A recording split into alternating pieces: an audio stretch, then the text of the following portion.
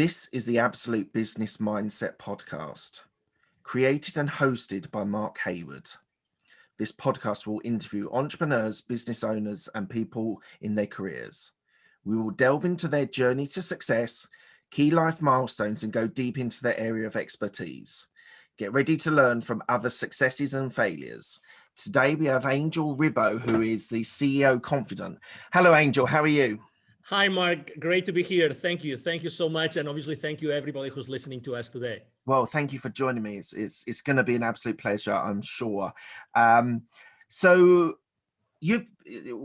just wanted to give people at the start is a quick synopsis of who you are, what you do at the moment, and then we'll go back and tell the story. So you help sales teams be profitable custodians, which I'm sure we'll talk about later on what a profitable custodian is, in sales negotiation, equity creation, and all based in Dallas, US at the moment. Is that right?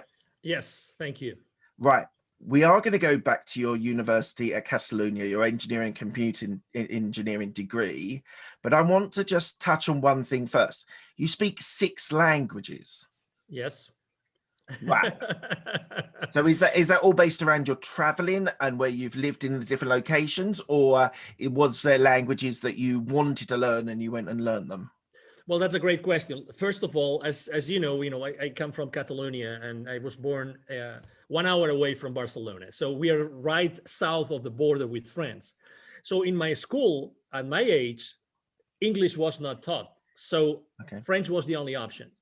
So thank God that was the case, because otherwise I would have never learned French. So, I really, for some reason, I was really ready to learn foreign languages. Probably one of the reasons is because, as you know, in Barcelona and Catalonia, we speak Catalan, which is a language between Spanish and French, right? So we have more sounds, the phonetic is more complicated. So I was learning French there.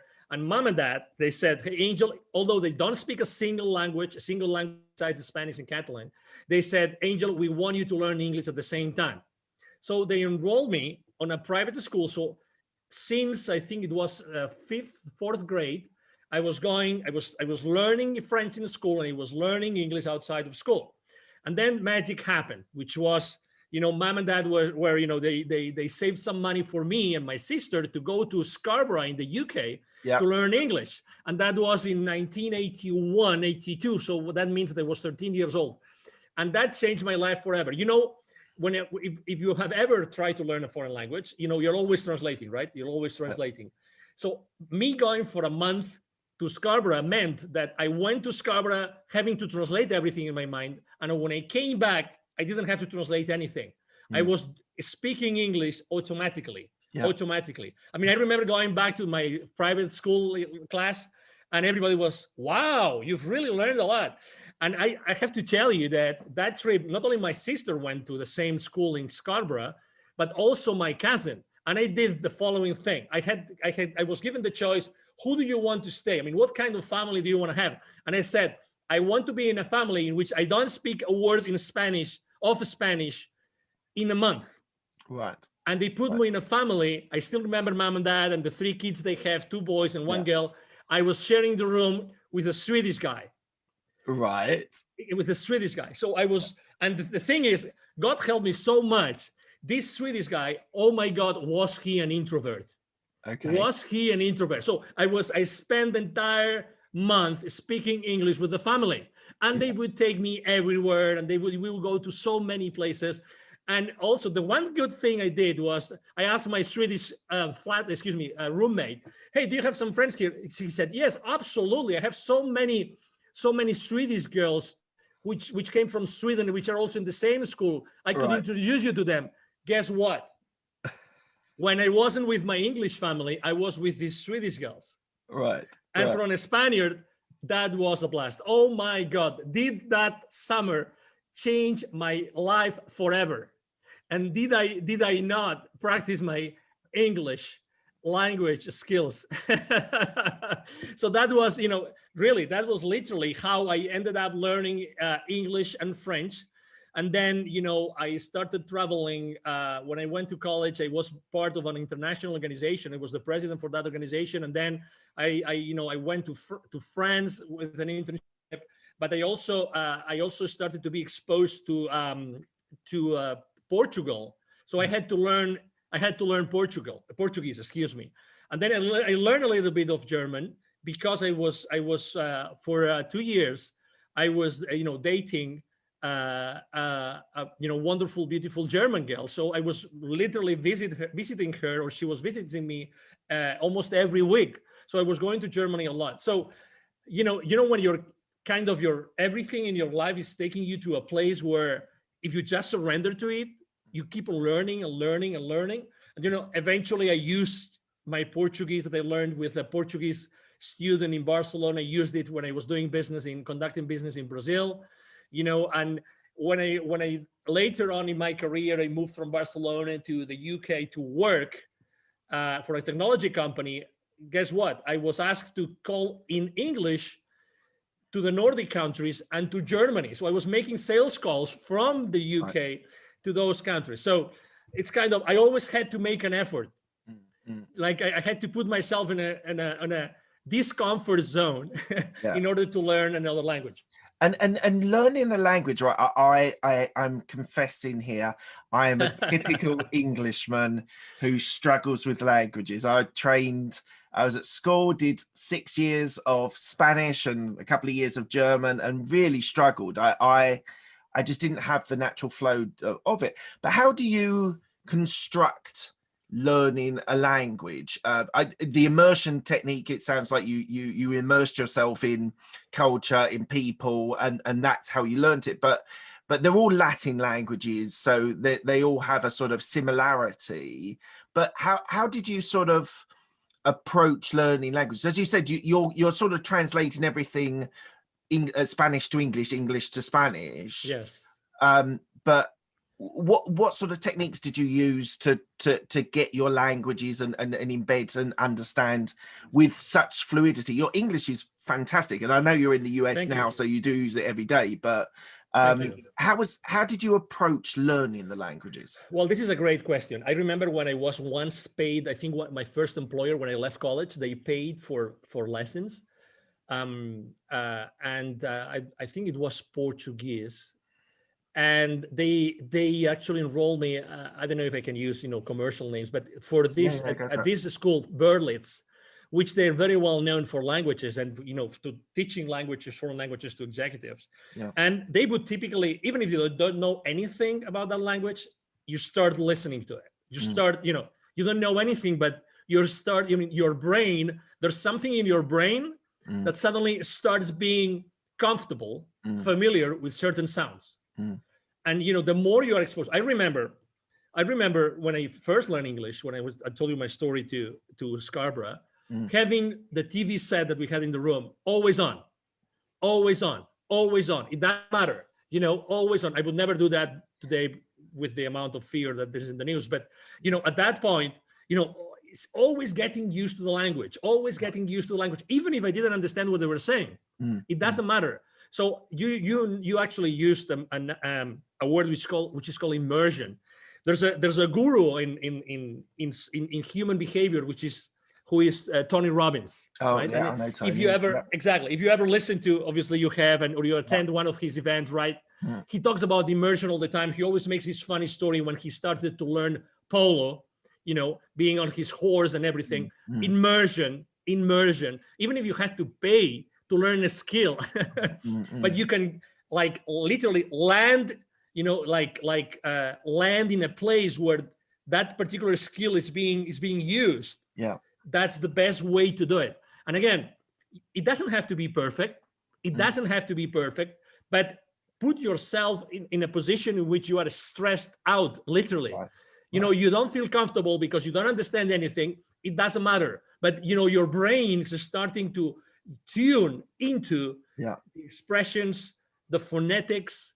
As you know, there's a certain way that every language has its own music. Yeah. Besides its own syntactics and grammar and everything, it has its own music. I think that music is as important and as the language and the words themselves. That has been my experience, Mark. Fantastic. Thank you for that. So let's go to your university degree. So you did engineering, computer engineering. So Exactly. at the University of Catalonia. Yeah, yeah. So just tell me a little bit about your upbringing in Barcelona and why you chose to do computer engineering as a degree. Yeah, that's a great story. I'm just having, memories from my high school time now. So I was born in a city. You speak Spanish. You've probably been in Spain. I was born in a city called Lleida, which is 1 hour away from Barcelona. Okay, so it's a 250, 300,000 people, city. So it's still a small town. So when I was, in high school, and actually in middle school as well, that started in middle school, I really loved computers. I didn't have a computer at home. But in school we had this lab with 4 computers, and I don't know if they were of a British brand or an American brand. They were called Acorn. Acorn. Yeah. It was. Oh, you remember them? Oh my God. Yeah. So I mean, I remember. I right now I have in my mind the lab with those computers. Yeah. That one of them, guess what, had a tape recorder, so I could record my programs. Right. Oh my God, I loved it. I mean, I totally loved it. I remember that thanks to that, my dad bought me an Apple IIc computer while I was in high school. Apple IIc. Right. So it was the most fancy Apple II that existed at that time. One of the few in the place where I was, actually the only dealer in that place. They knew me because I was all the time there looking for, software and everything. So that's how I started to like computer science and computer engineering. I was really good in programming, as I was progressing. Actually, one of my father was a CEO of a conglomerate of food related industry. Right. Companies, and he asked me, hey, could you do this inventory program for us? Yeah. And then suddenly for the entire summer I started to write in basic language. Yeah. Okay, a program for taking for controlling the inventory of that particular, it actually was a fish farm. Okay. So, and I loved it so much. It was so good. Obviously, I always had great grades. So when it was time, my last year in high school, when I was a senior, and I was asked in Spain, you have to go through there's a grading system, right? And I had to pick which schools I wanted to, which colleges and universities. And I said, okay, so I would like to go to the school, computer engineering school in the Technical University of Catalonia. And I was, thank God I had very good grades, so I could get really into computer science. Yeah. But guess what? The first year was physics, math, calculus, programming, theory of information theory. I, with all due respect to all my professors and teachers and everything, I hated it. I hated it. Okay. I mean, the first semester was, I barely could pass, I think, 2 of the subjects. I mean, it was really difficult. And then the second semester, oh my God, I said, I don't like it. If this is computer science and computer engineering, I don't like it. I liked programming a little bit. I like, the soft part of engineering, of information technology, but I didn't like any of the rest. I said, oh my God, it's 5-year degree. Okay, I'm only at the second one. Oh my God. To be honest, I said, I don't know how am I going to do this, but whatever. My parents are paying for this. I had to move from Lleida to Barcelona, so they were paying the rent and everything. So fast forward, to be honest, I had to wait actively 3 more years until, again, I liked computer engineering subjects because they were more like, computer engineering or computer science in organizations, information systems, stochastic processes, things that were really more attached to reality, as opposed to, calculus and side. Yeah. Exactly. And I am a very hands-on guy. I really like to be around with people, and I like to have human contact. Yeah. And I picture myself, am I going to be a computer analyst programmer the rest of my life? Oh my God, no. That's not going to be Angel Ribo at all. That's why, as you have read, that's why, really after I finished my degree, I said, I have to do something more related to business, because I think that's exactly where I could make a big Before impact. we go on your MBA, Yeah. just on the computer engineering, and it might be slightly different. I want to clarify. So we have in the UK something called computer science, and that is basically learning languages. And I'm interested. I was talking to someone, a friend of mine, who learned languages and then learned computer science, and that was like JavaScript and C# and all that sort of jazz. And he said that actually it was very easy to learn because it was just learning a new language. Did you have the same experience there as well? No. Okay. That was actually, it was called a degree when I started. It was called computer science. Right. But as all the, let's say, the names and titles changed throughout my career, actually they eventually called it computer engineering. So I started the studies, were being named like that. But as far as computer languages, no, we didn't really learn, this many computer language at all. I mean, I remember using, after the second semester, we did not learn any language anymore. So you didn't learn the programming. You were building the hardware, building the computers. And we learned both hardware and software. But what I'm trying to say, they taught the programming, the languages that they taught us, or the programming that they taught us were language independent. Right. Okay, so it was very much on how to do things, but not specifically with a language. We were using a universal language, and then literally we were given the freedom to use the language that we wanted. It could be any language. So that was, I mean, again, but if you realize, maybe if it was more like specific languages, maybe I would have liked it more. I don't know. But the reality is that everything seemed to me too abstract, and I wanted to go back to earth. And that's, as I mean, reflecting upon what I had done in high school, again, it was very down to earth. I was able to deliver specific results. I mean, as much as I am a strategic guy, but to be honest, I'm a strategic as far as the rubber can hit the road, really. Right. Otherwise, it doesn't serve me. Right. It doesn't serve me. And I need to see those results, because at the end of the day, I think that has helped me a lot in my life in general, like really wanting to see those specific results, those specific outcomes of everything that I have done. Yeah. So you then did an MBA in Barcelona. Yeah. Was that to give you the business experience? Yes. Actually, and one other question, sorry, a follow-up question. Yeah, of course. At that time, doing an MBA, did you want to be an employee working for a big, whether it's computers or whether it was a business or finance, wherever? Did you want to work for a big corporation, or did you want to be an entrepreneur at that stage? That's a great question. I'm going to tell you. So while I was studying, in order to make money, I was actually working at the same time. Right. And I was working, giving education, computer education, teaching WordPerfect and Lotus 1, 2, 3, to the employees of the university of my own college. Okay. Mm-hmm. But the first job that I got before I graduated, I was actually at the rector's office, at the president's office of my own university. Oh, wow. Okay. Because they opened a position in the international, it was called the rector's office, Department of International Relations. And that was my first job. My real first full-time job was like this. So it wasn't related to technology at all. So while I was having that, while I was, doing that job, I was there for 5-6 years. I was actually studying, my MBA. If you ask me why, because I really wanted to have a different perspective of the world. I wasn't thinking of where am I going to work, what kind of role I want to have.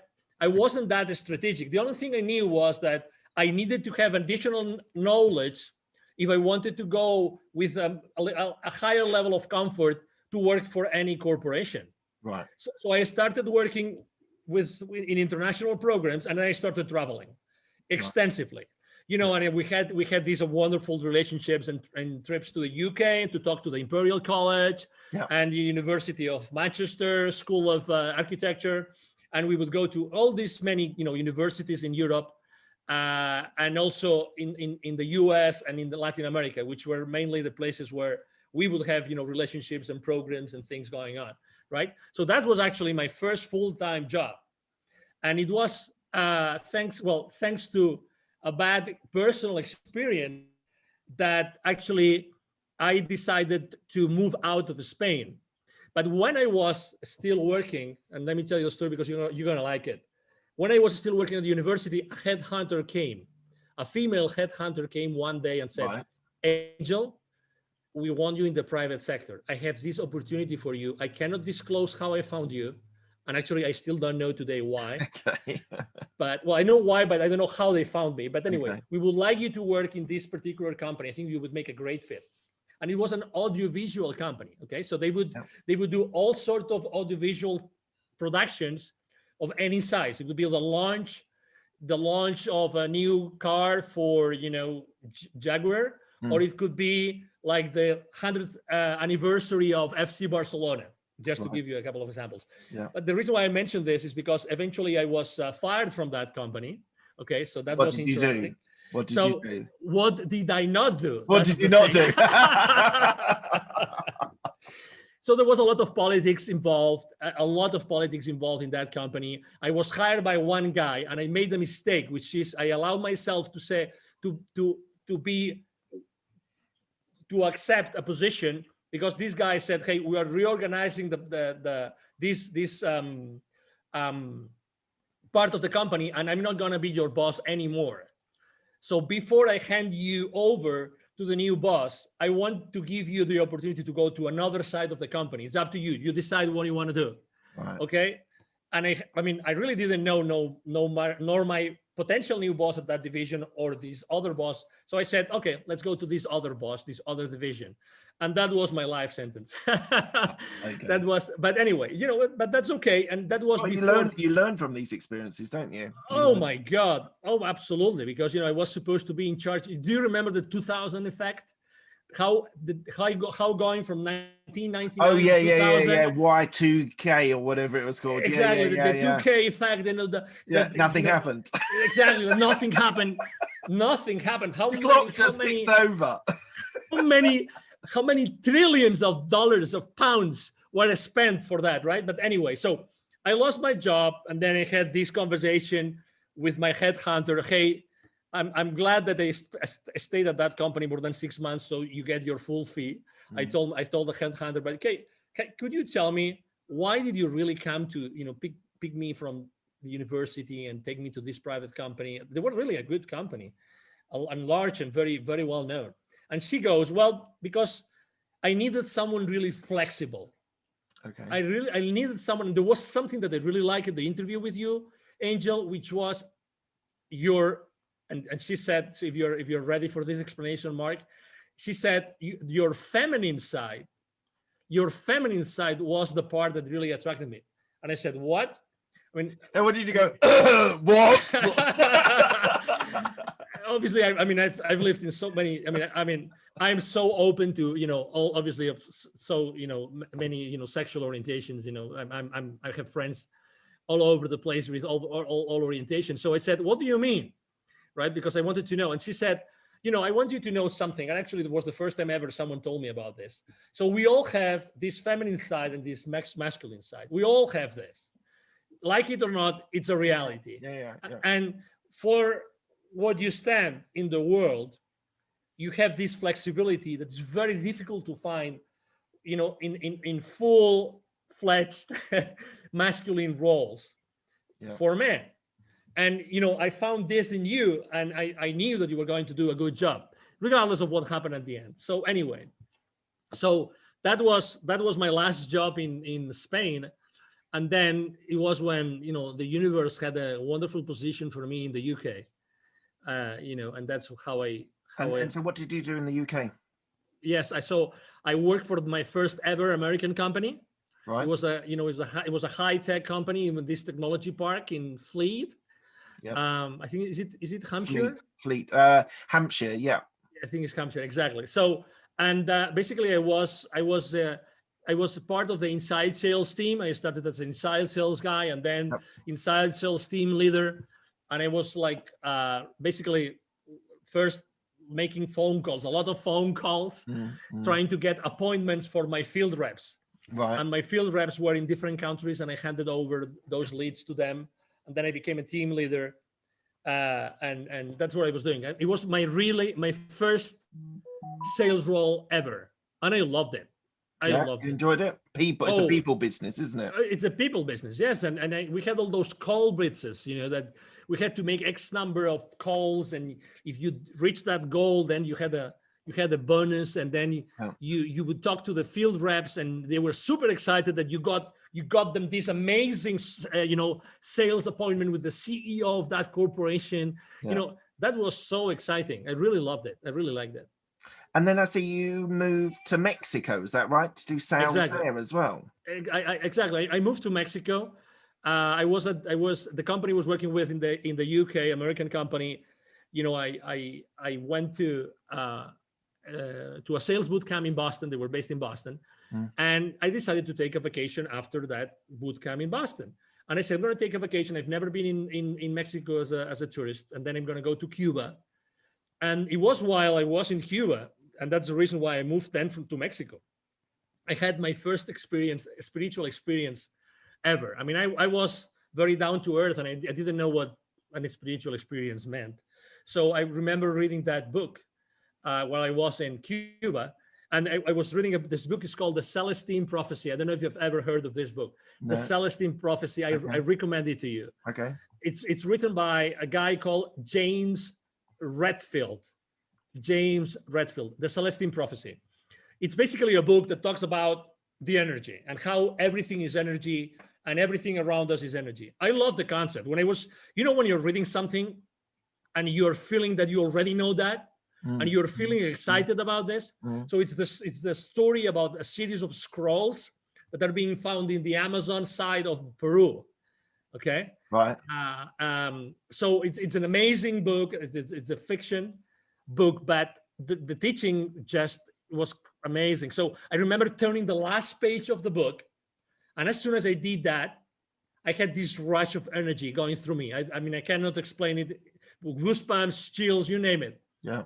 And I knew that I had to do something. I mean, I remember when the sun was setting. I was in Varadero in Cuba, in that nice resort. And literally at that moment, I decided I want to go to work in Latin America. Okay. I went back to Fleet. I mean, I never explained this to anybody. Okay, now everybody knows because I have explained the story, but I never explained that to my managers. But I told my managers, both American, I told them, hey, I would like to go to work in Latin America. You tell me where you have an opening. And they said, well, we would like you in Mexico. But hey, are you insane? What do you mean? Hey, you're working here in the UK. You have a great job, great progression. Look what you have done in under 2 years. And,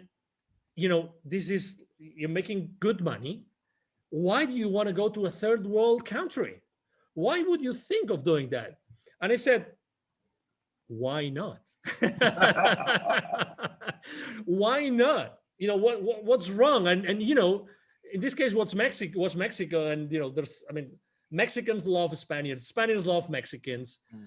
There's so many things in common among the two cultures. And I said, I would love to go to Mexico. And I think that there's a lot of things that I can do while in Mexico. Just before you talk a little bit more about Mexico, so you were saying about that book that had a massive impact. So yes. I started binging audiobooks on business, finance, self-development, all this jazz. I don't know, it's probably 6 or 7 years ago now. Cool. And I interviewed someone who said you should read The Alchemist. Have you read The Alchemist? Oh, absolutely. So I was binging on this business stuff, and he's like, no, this will give you a really good perspective. It will open your eyes. It will spiritually help you. And I was a bit cynical, but I listened to it on audiobook, and it changed my life. It really changed my life, having that perspective on people's behaviors, people's way people react, and the way I should react, or the way the character in the story reacts to situations, and I'm even, while I'm telling you about this little story, I'm even thinking of the stories within the actual story. So so I know what you mean. I didn't decide to move to Mexico or anything, but I definitely know what you mean. Like non-fiction books can have, like, because as I said, I binged on business books, but that really was a life changer and a really inspiring book. So sorry, I just wanted to just pop that in there. Sorry, you were saying about Mexico. No, so but I would like, no, but I mean, to your point, I mean, I downloaded my first Audible book before Audible was even an Amazon company, and I think it's a great companion. I think that for while I'm in the shower, while I'm driving, while I'm commuting, I mean, while I'm exercising, audiobooks are a great companion. They're fantastic. I must admit, my intake has reduced, because I used to do it on the commute into my office while I was still working in corporate, and that was my, as you say, companion. That was go in, listen to a story. I listened to it at 2 times speed as well. My brain now assimilates it faster. I think that's one of my life hacks. Like if you're listening to audiobooks, put it on 2 times speed, because your brain just reacts and starts assimilating the information even though it's coming through faster. Thank you. So try that out. That's a great tip. Try that out. I never thought of doing it, but that's why I never thought of doing it, because when I tried 1.5, it was so uncomfortable. No, the thing is, no, I know. You literally have to do like 2 or 3 times of trying it, and then your brain just switches, and then it goes into that level as well. Exactly. No, you just absolutely. I mean, I am a follower of a guy called Dr. Joe Dispenza. And he talks about, he's one of the most famous neuroscientists, very, very, very respected, because he's very science-based. And he talks about neuronal connections, how they are being built, how they are being, if you want to change your limiting beliefs, how do you have to replace them by others, these kind of things. But now that you said it, I immediately saw it. Exactly. That's the place. You have to be on an uncomfortable place. As many other things in life, you have to be in an uncomfortable place in order to get yourself into a completely different level. And guess what? You just said it. It's a life hack. It's a life hack. I'm going to do this immediately. I mean, thank you. Well, don't do it until we finish the interview. Thank you. Oh, yeah. No, but I mean, just because of this is a life-changing piece of advice. Thank you, Mark. Well, no, honestly. My absolute pleasure. So let's move from Mexico. You then moved to Dallas. And I thought it was really interesting when I started reading. So was it, I don't know how to pronounce, Dassault Systems? Yes. Dassault Systems. Yes. So you moved there, and you were doing the Mexico account in the office. But you did sales and marketing. You were there 10 years. So you were there a substantial period of time. Absolutely. You did marketing and sales, account management, sales leadership. So what made, first of all, what made you move to Dallas? And then why were you compelled to stay there for such a long period? Yes. The first thing, I moved to Dallas because at some point in 2010, the vice president for sales, he came into the country and he said, "Hey, Angel, if you want to offer you a better position, you have to move to the US, because we are a US-based company. So if we want to offer you," so he helped me tremendously. Great guy, and great company, by the way. Dassault Systems is a great French company. Right. So that's the reason why I moved to Dallas. Also, I was a bit reluctant in the beginning to move to the US. Sometimes Europeans, we're, biased on our thoughts, and it goes both ways. So, some of the Americans don't like Europeans. Exactly. Well. But I have to say, it was a great move. Also, I had 3 kids in school age. Right. So for me, also, it was also a very important thing to decide if I wanted them to receive an education in Mexico or in the US. So we decided with my wife to do it.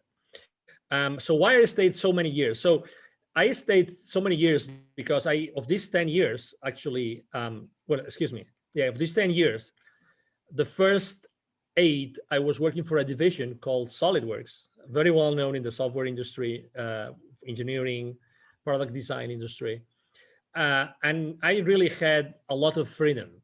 I really developed a very strong business. I was enjoying it. I was thriving. I had a blast. I had an extraordinary team. I did great things. My work was recognized consistently in the entire corporation. So I was really having a great time, and it was really valued, and everything was, I really have to say, I was able to build a great team along to help me do that. That's the main reason. And, I've always liked traveling.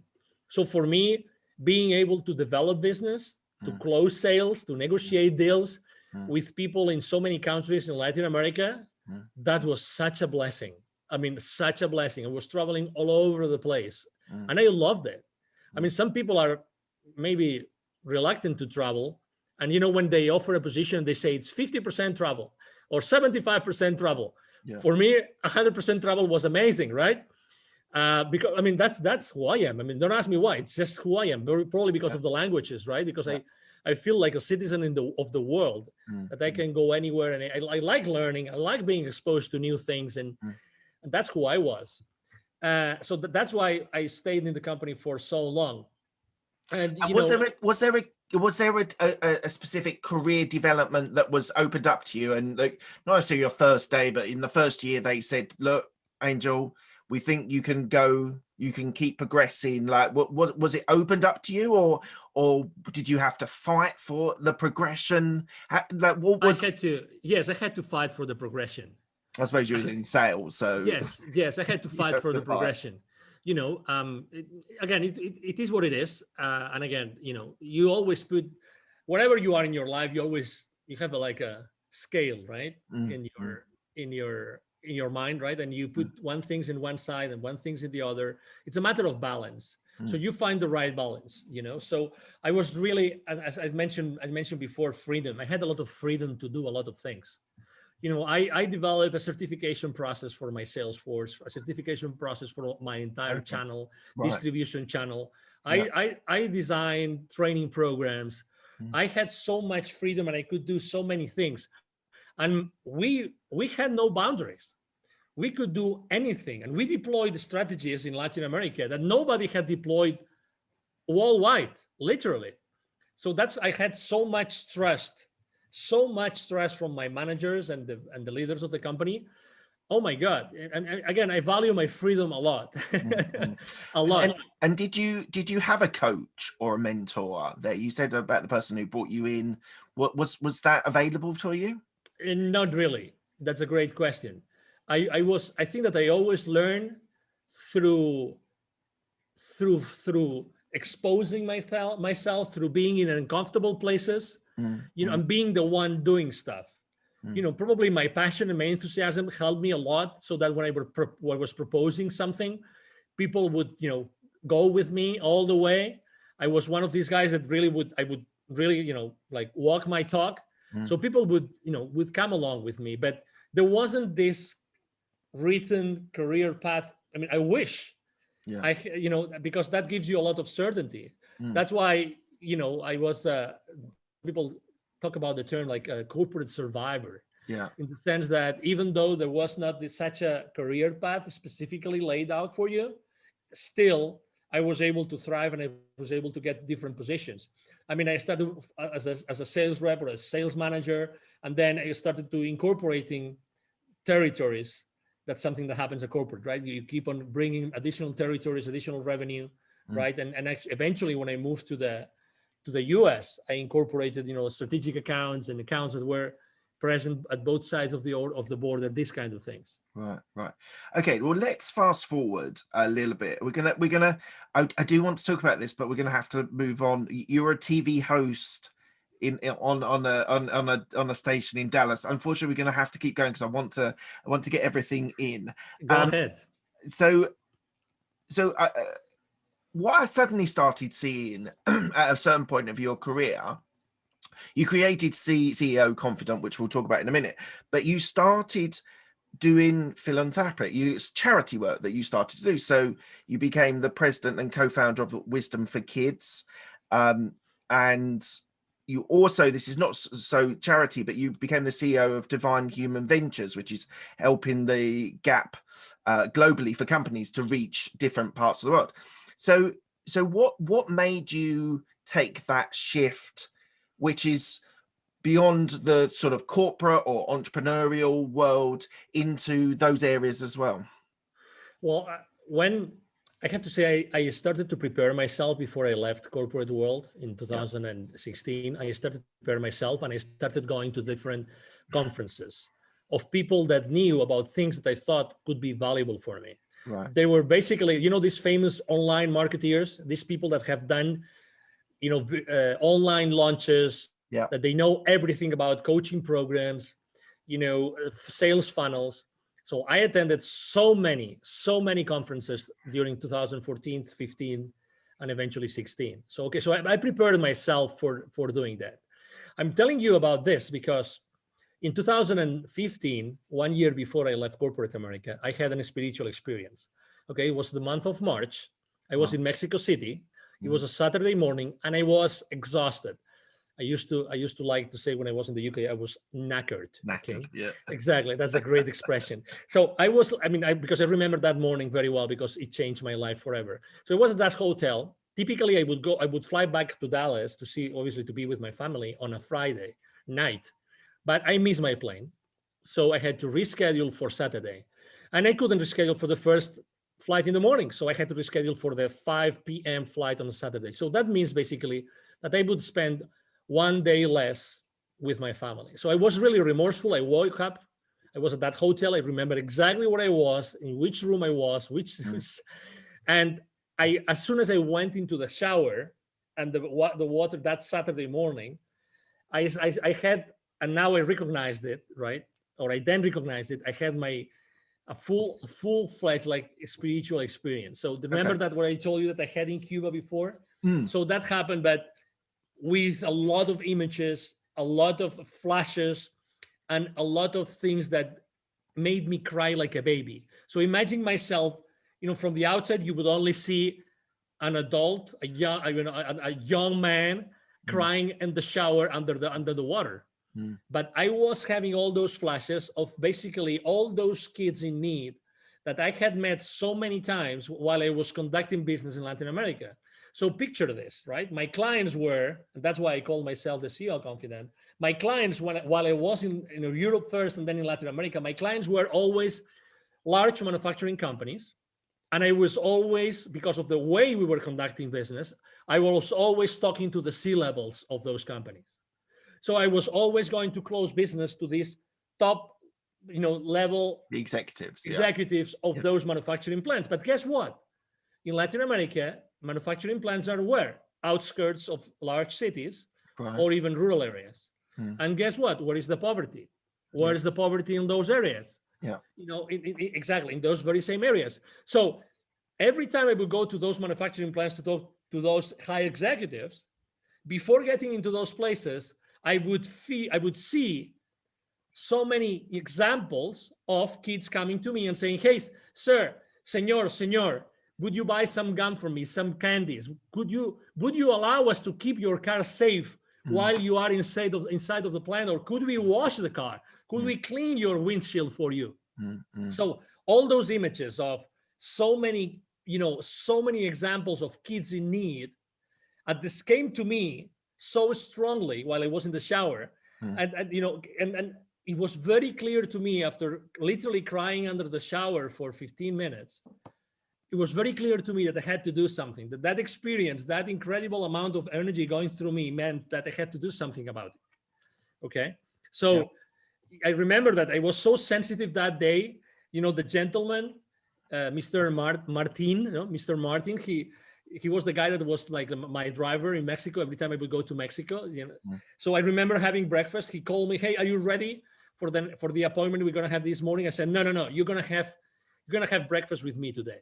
So I invited him for breakfast, and we had a breakfast together. I remember that breakfast as if it was today. I said, "Martin, we are going to cancel this call, and we're just going to talk about something that happened to me. It's going to sound crazy, but we've been together for so many years." It was 2015. Okay, so I would like to share a story with you, and that's what I would like to do for the rest of my life. And I remember even crying over breakfast as I was explaining to him what had happened, a few minutes ago before, right? And that's the reason why. That's the reason why I said, "Oh my God, I have to do something." And that's what really triggered and ignited me deciding. Actually, I decided to create Wisdom for Kids with a friend of mine and his father, three co-founders, before I even decided to leave corporate America. But it was very clear to me that I was going to be the connector of the unconnected. Right. Right. The connector of the unconnected, the connector between this top layer from a success and wealth point of view with the bottom layer. Right. And obviously, through my work for so many years, I had not only sold and developed business, but I also had trained my distribution channel, my distributors, my resellers, my business partners. I had taught them how to become, good companies, I had helped them to grow their businesses. So I was always doing this, like helping these partners of ours, grow their businesses, but also eventually the main goal of all the services I'm providing to my own clients, to those manufacturing companies, was how to accelerate the growth of their businesses. Right. So you see, there was this common denominator. So it was very clear to me that what I had to do is I had to start this nonprofit. Eventually, we called it, Wisdom for Kids. But I called it. I had to start this because I said, if I don't do it myself with these two other people, who's going to do it? Who's in such a good position of being able to, tap into the genius of these top level people and at the same time helping the underprivileged? So tell me a success story. What have you managed to do part of this charity nonprofit? Yeah. So there's an area which I like to go, which is an indigenous community. I like to go to indigenous communities for many reasons. One of them is because 95% of kids in those communities are poor. Right. So when you go to those areas, the chances of making an impact increases dramatically because everybody lives under the threshold of poverty. Yeah. And I'm going to tell you a story of this area. It's in the north of the state of Puebla in Mexico. Okay. So in this area, there are 180 plus small communities. Many of them speak their own languages, originally from the Aztecs, Toltecs, this kind of, originally civilizations, let's say, or cultures. So one success story I can make is in a particular area, one of those sub-communities there, when we deliver our workshops, right, what we do is we do a lot of self-esteem work. We do a lot of neuro-linguistic programming, okay? Because we want to make sure that whatever we do in that community, it's sustainable. Exactly, it's sustainable, right? So we went to that place, and we basically started talking about, hey, you have to love yourself. I mean, this is kind of the message, right? I mean, we don't teach it like this. There's no whiteboard. We jump, we sing, we dance, all sorts of crazy things that you can imagine we do with the kids. Why? Because we connect with them, again, at an energy level. Yeah. We raise the energy of that place wherever we conduct our workshops. And that's the main goal. The main goal is we connect with them at such an energy level that, like, the most amazing part of the workshop, which is a 20-minute meditation, has the most impact. So for 1 hour and 40 minutes, we are preparing our kids for the most important part of the workshop, which is the meditation. Right. I mean, you have to think that we spent 2 years preparing the workshop. We had 2 PhD students preparing the workshop with us. Right. All right. So there's these 2 kids, which were brothers, which had different grades. One was second grade and the other one was third grade.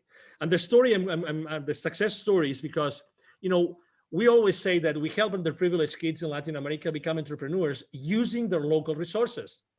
We don't want them to go somewhere else to be successful. Yeah. We want them to become aware of the wealth and the resources which is around them. Yeah. Okay, so we told them, hey, okay, so what do you think you have here that people might like, right? And we started having that conversation, right? So we brought the mom of these two kids. Okay, we brought them and we say, okay, so what do you think we could do? And one of these kids really was very good with what he was doing with his hands, right? And we said, why don't you start making, and it's a very simple thing, but bracelets with stones that you were able to find here. Yeah. Actually, and they said, wow, that sounds really interesting. So we sat down with them, we sat down with the mom, and we made sure that they were going to, we were going to have a continuation, because the challenge there is not passing on the how to do something, it's to do it. It's actually to take action. Remember, it's not. There's one mantra that I always share with my business, with my clients, which is take imperfect action now. Yeah. That's my mantra. Take imperfect action now. So we sat down with them, and that was at the end of 2019, and we said, okay, so this is what we're gonna do. So we make sure that our local teams. We always have local teams. We develop local teams when we go to a community. They're gonna make sure that you guys are gonna be following through. Okay, so our volunteers locally, have been talking to this mom and to these kids, and I know for a fact that these kids have been, selling those bracelets to the local community. In this area, actually, there's a former Toltec pyramid compound. So it's a very highly charged, again, energy place. It's a magic place. So they already have a place where tourists go, so they can sell those bracelets already to the local community. And after that, there's going to be many things that are going to happen. I mean, obviously, unfortunately, the world closed down, unfortunately, in 2020. But we're talking about incorporating other nature elements of nature into their bracelets, and obviously writing a story about that. We are very cautious about keeping the identity of those kids safe. We don't carry a single list. There's no list. I mean, of those 1,000 kids more plus that we have helped, we don't carry any single registry. We don't want anybody to hack into our information and use it inappropriately. We're very, very cautious about that. I think that privacy and confidentiality is extremely important today, and we want to keep those communities safe. So that's a great example. That's a very good example of a success story. That's fantastic, and all power to you. I think it's a wonderful idea. And what's so great about it for me is that you're inspiring children to perhaps be entrepreneurs, but in their community, in their country. They don't feel they have to go to America or go to the cities. They can develop within the local community, which I think is wonderful. I want to ask you a question which I don't often ask, but I'm intrigued. So you've described yourself as a global citizen. You travel all around the world. You are you speak many languages, and a lot of your time is traveling. And you mentioned a little bit earlier on about having 3 kids. So how do you balance being a global citizen and also being a parent of 3 kids? That's a great question. And let me make a confession. I think that once my wife gave an interview to someone and she said it, so that's why I'm going to say it. Okay. At some point in time, I think it was in 2008, so 2 years before we left for the US, actually, and she didn't tell me actually until 3 years later. So only a few months before she got pregnant of our second kid, she told me she was actually thinking, she told me one day, Angel, you were spending so much time gone. I thought our marriage would never last. Never. We were living in Puerto Vallarta in the Pacific coast of Mexico. And I would literally spend 2 weeks in a row gone. Right. Like gone. And we had at that time we had an 8-year-old kid. I was literally gone. And that comes with a price, right? So I loved, obviously I was gone because I loved what I was doing. I totally loved it. But so so that came definitely with a toll. right? And when I made the decision of leaving corporate America, actually one of the main reasons besides my nonprofit was I really would like to spend more time with my family. And let me tell you, I've taken my second kid, my 12-year-old now, I've taken him with me to do what I do. Right. And it's really eye-opening because I remember when I took him for the first time, we got to the place in the mountains. It was a very poor village. Mm. You know, there was the Sunday market was on. Mm. It was dirty. It was smelly. It was raining, you know, cats and dogs. Mm. And my kid, like we had literally, I mean, we took a 6.5-hour bus from Mexico City to that place in the mountains. Oh, okay. Yeah. Yeah. Okay. I mean, and my kid said, Daddy, I want to go back home now. I don't want to be here. Oh no. I don't want to be here. That's I not what mean, you the want to hear, is it? whole landscape, you know, the whole scenario Yeah. was so, let me use the right word in English, appalling Yeah. for a kid that he said, I want to go back home. I don't want to stay here. I mean, I really don't want to stay here. Well, luckily enough, the next day it stopped raining.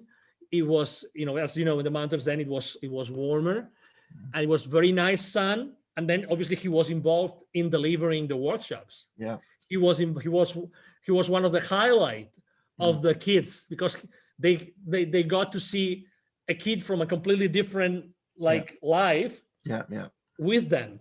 Yeah. You know, and then he changed the way that he was seeing the whole wisdom for kids that dad is doing, you know. Yeah. And it was a great experience. And now he knows and he understands exactly what an underprivileged kid means. Yeah. Yeah. And Absolutely. you know, but yeah, so but it was, to your question, it was very difficult. Now I work, I mean, my office is at the second floor at home, you know, we have a Right. 2-story Right. home. Yeah.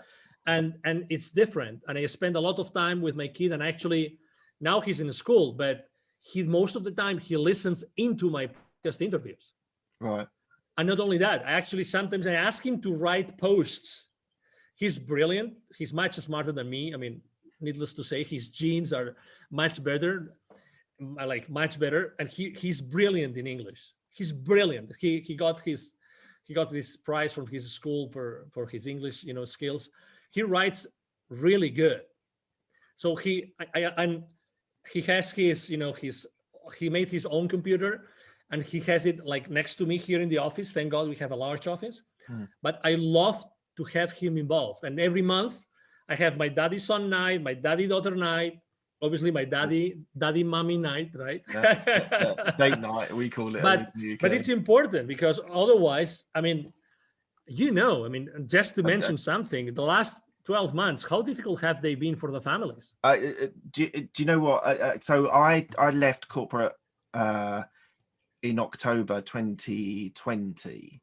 So I'd sort of been living a dual life. I had my corporate career and then I had my podcast and various other things. And I was sort of leaving the house at 6:30, 7 o'clock in the morning, coming back. I had US clients, so I was coming back 8:30, rarely seeing them in the day. And I think one of the things that COVID has actually done is, so I'm working from home. We've managed to make it work. I can close the door if the kids are not, if I'm doing an interview, but actually being present. It's not always that you're like, I'm doing a little bit of homeschooling at the moment. We're in lockdown in the UK, but my wife's brilliant and she does most of it. But just being present and being around and having meals with them and having breakfast with them and being involved in their lives is probably, for me personally, the biggest thing that COVID has given me as a benefit. Now, obviously, there's terrible, terrible stories and deaths, and people I know have had sorrow and sadness. But the one thing for me that's been great, it didn't push me to leave corporate America. I was leaving. I just hung around a little bit just in case what was going to happen, because it was also new. But I think the thing is making a really important point that that I wasn't necessarily traveling a lot, but it just, the corporate world sucks you in and it wants more and more from you, and naturally your kids and your wife and other and people around you, they're the people that suffer. It's great. I mean, if you think, now that you have I have to say that after leaving corporate, I was by myself in the desert for many months. Okay, Right. I had to adapt. Yeah. Yeah. I mean, for me, it wasn't automatic, right? I mean, although I was successful and blah blah blah, regardless, I thought it wasn't enough. I thought until I one day I sat down and started to make some accounting, like accounting. How many clients have I seen? What were the achievements? How many people have I met? What did I do to help them? What, all these kind of things. I felt that it wasn't enough. So, I mean, everything works out, right? Yeah. It's true that when you work in this large structure of a large corporation, you give so much away, Yeah. so much. I mean, and you typically never feel fulfilled. You typically always feel that 100%. it's not enough. You Yeah. have to, you have to give enough. You have to give more. You have to give more. You have to give more. And there's never, one of the things that I will change if I was going back is the vacations. When I Right. would take a vacation, I always have had my mind still in my job. Mm. Always. Mm. I remember one time I said, okay, I'm going to go really far. Like I'm going to travel, not to Europe, but I'm going to travel to Hawaii because they are in the middle of the ocean. Yeah. And I will not have to talk to any of my resellers, any of my salespeople, nobody. I'm going to be there 3 weeks. I remember as if it was today. I couldn't do it. So I was a corporate animal. Yeah. Mark. Yeah. Like, you know what I mean? I was like completely embedded Yeah. into that work. So was I. And I didn't feel that it was wrong. I feel that that's what I have to do. I'm responsible for my business. Yeah. I'm responsible for my coworkers, for my, direct reports. I'm responsible for that revenue. And if I don't do it, I am not ethically and morally, I'm not doing the right thing. And it is so wrong. It is so wrong because you give away the most precious time of your life. Absolutely. Right. Let's talk on some more cheery things. So your entrepreneurial experience is all based around the CEO Confidant. So, so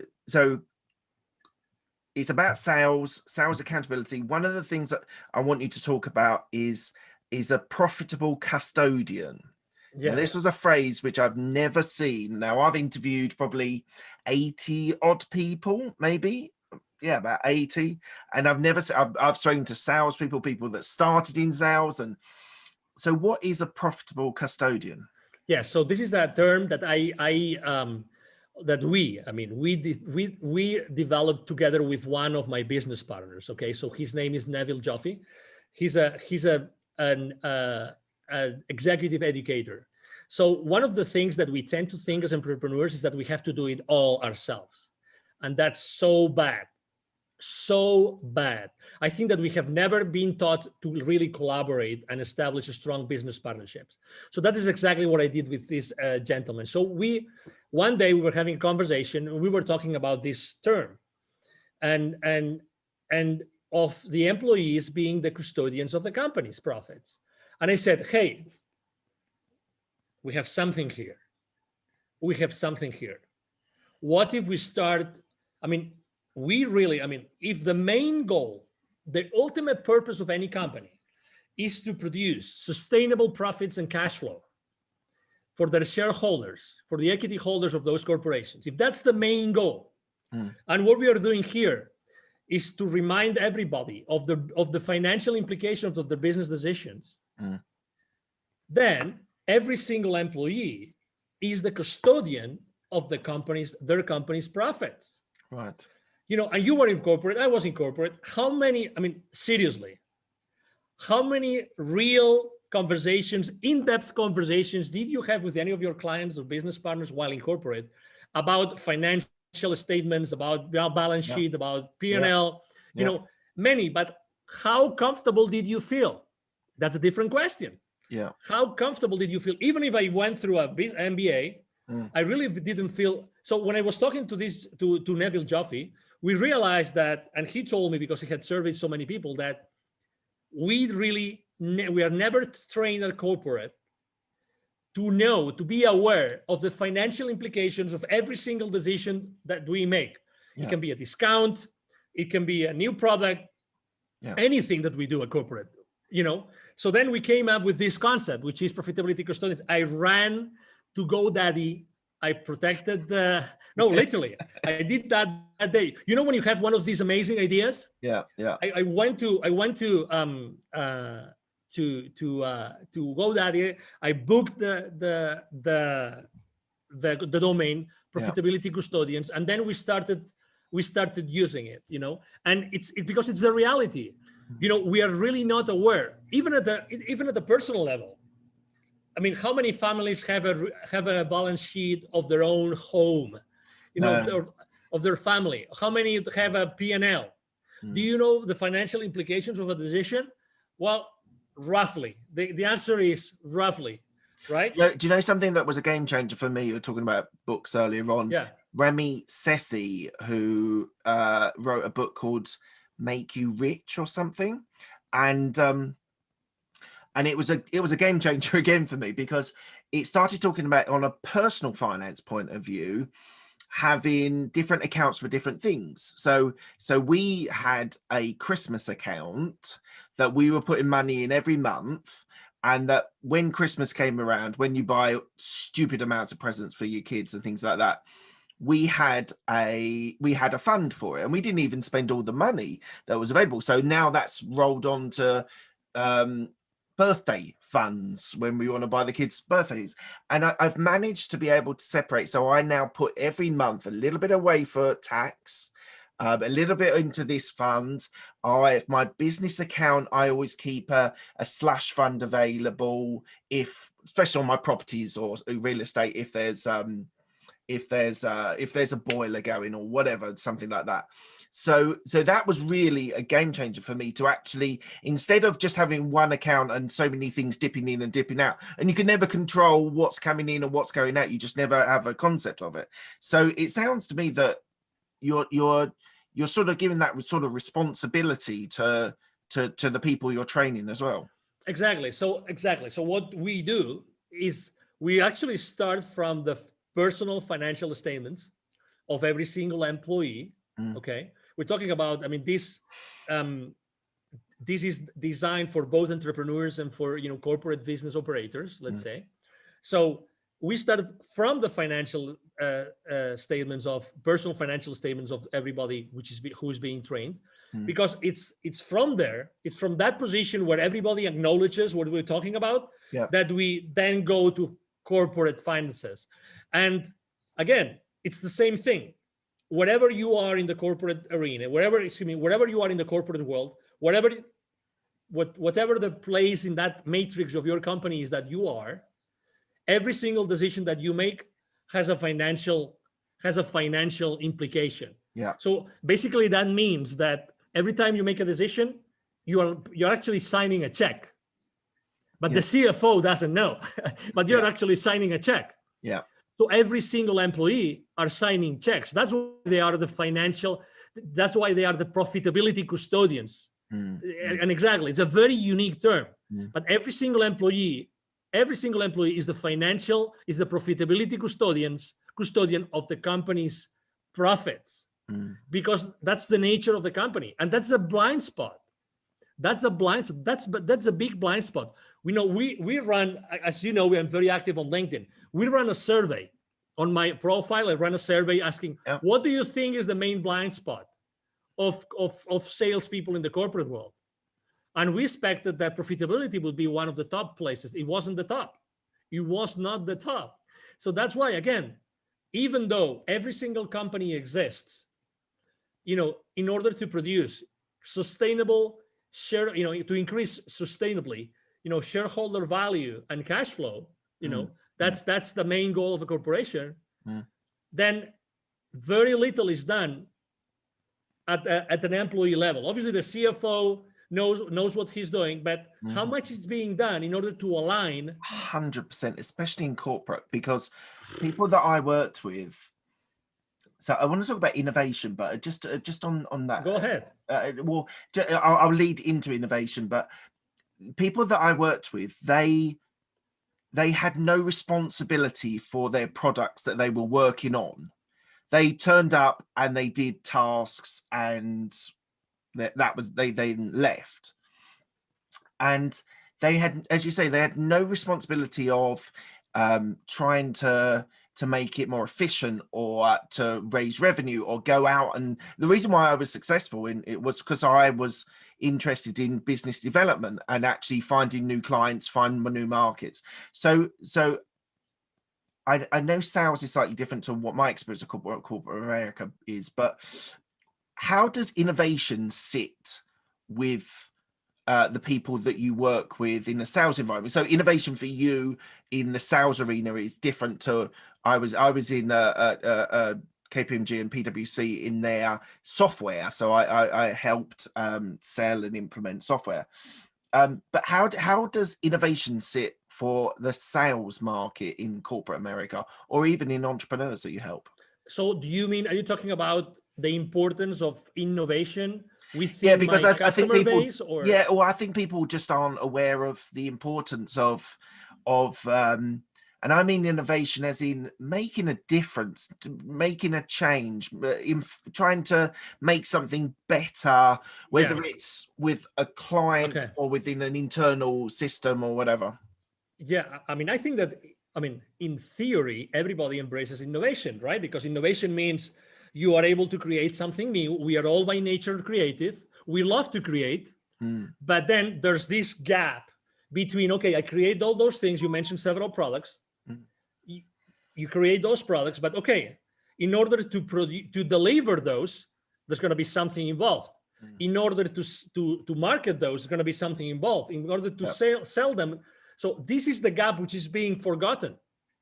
So to be fair, because it's easy to talk about this, but in all fairness, the thing is, how many of us, while in corporate, we got the right education so that we were fully engaged with the rest of the organization, so that eventually the leadership team could keep us accountable. That's the thing. That's the thing. If you want to keep your employees accountable, it's not fair to do it unless everybody is really engaged because they have been provided with the right level of education. And that's where the gap is. That's where the gap is. And again, it's a matter of priorities. It's a matter of priorities. So for instance, I was also selling to many different industries.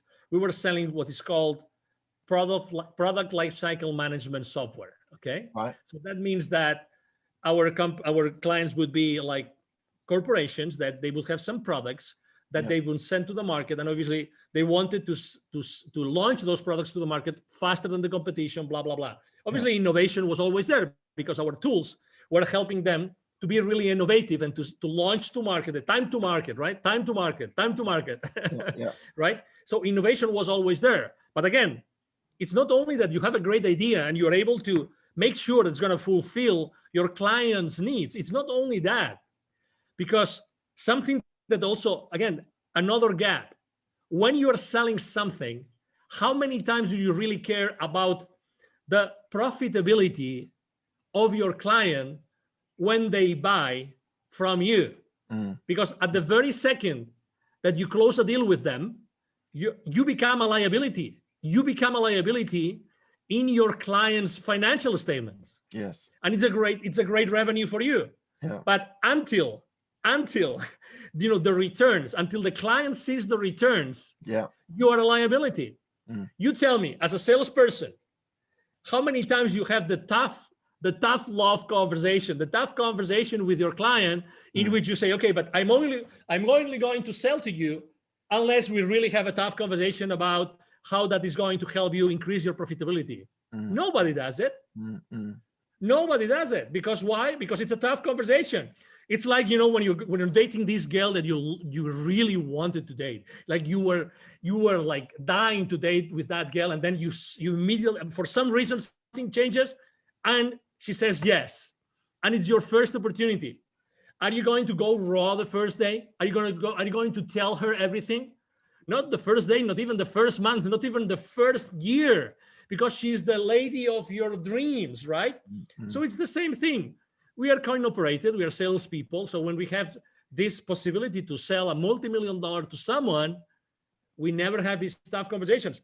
Wrong. This is the wrong thing to do, because we want long-term relationships with our clients. The best way to keep our clients alive and keep on buying from us is if we make sure that we develop that win-win, in which they recover and they make their investment in our products and services profitable. Mm-hmm. I'm going to have you back on my podcast again. I'm gonna what I want to do on our second interview, I'm happy to do it, is talk about sales, is go deep in on sales, because I think it's the core of your business, it's the core of your experiences. I've got certain views on sales, not negative, because I think people's career progressions is based on selling yourself. It's like you're selling to clients, you're selling yourself to your bosses. So we'll have to get you back on in a month or two. Right, we're coming to the end of the interview. I asked my guests 6 same questions. They're quick fire questions. They don't need quick fire answers, depending on how you want to respond to them. First question is, what's the best decision that you made? Have kids. What's the best piece of advice you were given? Be open to what the universe has to tell you. Okay, awesome. Who helped you most in your career? My wife. Any regrets? A lot, but I wouldn't be who I am unless I had gone through those challenges. So that's okay. I'm a human being, so I am still wired, and I still feel that I did something wrong, but really, I'm happy to be who I am with all my flaws. That's fantastic. What are you most proud of? Well, what I have achieved. I've helped so many people. All the lives that I have been able to change. Awesome. And what does legacy mean to you?